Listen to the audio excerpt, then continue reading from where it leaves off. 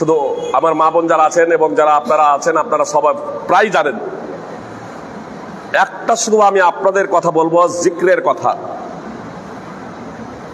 মানে আজকে আপনাদের এখানে আসতে বিলম্ব হলো, আজকেও একটা মেয়েকে ছেড়ে এসেছিল। অবশ্যই মেয়েটা স্কুলে পড়ে। অবশ্যই মেয়েটাকে আগে একদিন দেখেছিলাম, বুঝতে পেরেছেন, দুদিন দেখেছিলাম। অবশ্য মাদ্রাসা ছেলেদেরকে একবার দেখার পরেই ক্লিয়ার, মাদ্রাসার মেয়েদেরকে একবার দেখার পরে দ্বিতীয়বার সাধারণত দেখতে হয় না, ব্যতিক্রম একটা দ্বিতীয়বার, তাতে একবার দেখলেই হয়ে যায়। কেন? তারা জিকির দোয়া আজকার জানে, আর যা বলি সেটা তারা সাধারণত বাস্তবায়ন করে, আর সাধারণগুলো অনেক সময় অধ্যয়ন করে না, পাঠ করে না। আপনারা যদি শয়তানের ষড়যন্ত্র থেকে, শয়তানের কুমন্ত্রণা থেকে যদি বাঁচতে যদি চান, তাহলে ইনশাআল্লাহ এই আমলটা অবশ্যই করবেন। আমরা প্রায় জানি নামাজের শেষে, নামাজের পরে আমরা পড়ি 33 বার সুবহানাল্লাহ পড়ি, 33 বার আলহামদুলিল্লাহ, তারপর 33 বার আল্লাহু আকবার, কেউ বলি 34 বার আল্লাহু আকবার। তো যারা 33 বার আল্লাহু আকবার বলি, তারা একটা দোয়া পড়ি, লা ইলাহা ইল্লাল্লাহু ওয়াহদাহু লা শারীকা লাহু লাহুল মুলকু ওয়া লাহুল হামদু ওয়া হুয়া আলা কুল্লি শাইইন কাদির। জানা আছে তো? আপনাদের অনেকেরই জানা। একবার আমরা সাধারণত পাঠ করি। সুপ্রিয় ভাই এবং বোন, মুহাম্মদ সাল্লাল্লাহু আলাইহি সাল্লাম বলছেন, মুসনাদ আহমদের হাদিস, মুহাম্মদ সাল্লাল্লাহু আলাইহি সাল্লাম বলছেন, এই দোয়াটা আমার মা বোনেরা আপনারাও মনোযোগ দিয়ে শুনুন, আর যাদের জানা না আছে, যারা জানে তাদের কাছ থেকে জেনে নেবেন।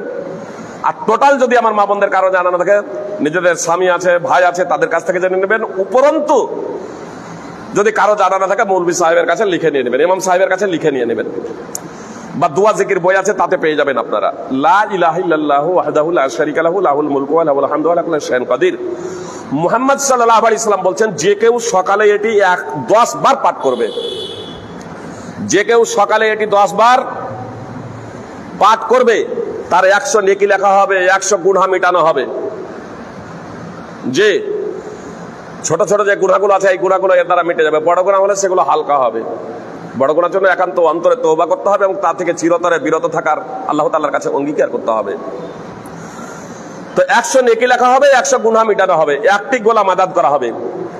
4 নম্বর কথা মনোযোগ দিয়ে শুনুন, সকালে কেউ যদি এই দোয়াটি 10 বার পাঠ করে, মুহাম্মদ সাল্লাল্লাহু আলাইহি সাল্লাম বলছেন, শয়তানের ষড়যন্ত্র থেকে সে হেফাজতে থাকবে, শয়তানের ষড়যন্ত্র থেকে সে হেফাজতে থাকবে। আর সন্ধ্যায় যদি, এটা সন্ধ্যা পর্যন্ত, সকালে পাঠ করলে সন্ধ্যা পর্যন্ত এই ফ্যাসিলিটি, আর সন্ধ্যায় যদি পাঠ করে তাহলে ফের এই 4টি ফ্যাসিলিটি পাবে সকাল পর্যন্ত। তাহলে সকাল সন্ধ্যা 10 বার যদি পাঠ করে নেই, তাহলে আমার 200 নেকি লেখা হবে, 200 গুনাহ মিটানো হবে, 2টি গোলাম আযাদ করা হবে, আর 24 ঘন্টা শয়তানের ষড়যন্ত্র, কুমন্ত্রণা, শয়তানের ক্ষতি থেকে আমি নিরাপদে থাকবো ইনশাআল্লাহ। এই কথাটা বললেন কে? স্বয়ং মুহাম্মদ সাল্লাল্লাহু আলাইহি সাল্লাম।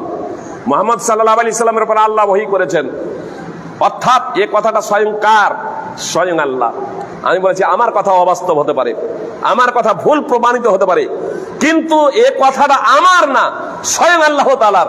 অতএব এ কথা ভুল হতে পারে না। আপনি সকাল এবং সন্ধ্যা দৃঢ় বিশ্বাস রেখে আপনি অধ্যয়ন করুন, ইনশাআল্লাহ শয়তানের সমস্ত ষড়যন্ত্র থেকে আপনি হেফাজতে থাকবেন। আর যদি এটা 100 বার পাঠ করতে পারেন তাহলে আরো ভালো, এর ফজিলত তাহলে আরো বেশি রয়েছে। 100 বার না পারলে আপনি অন্তত পক্ষে সকাল এবং সন্ধ্যা 10 বার পাঠ করেন। কোন জাদুকর যদি জাদু করবো মনে করে, কোন জাদুকর যদি জাদু করবো মনে করে, কোন শয়তান যদি আপনার ক্ষতি করবো মনে করে, ইনশাআল্লাহ ক্ষতি করতে পারবে না। এটা একবারে পরীক্ষিত।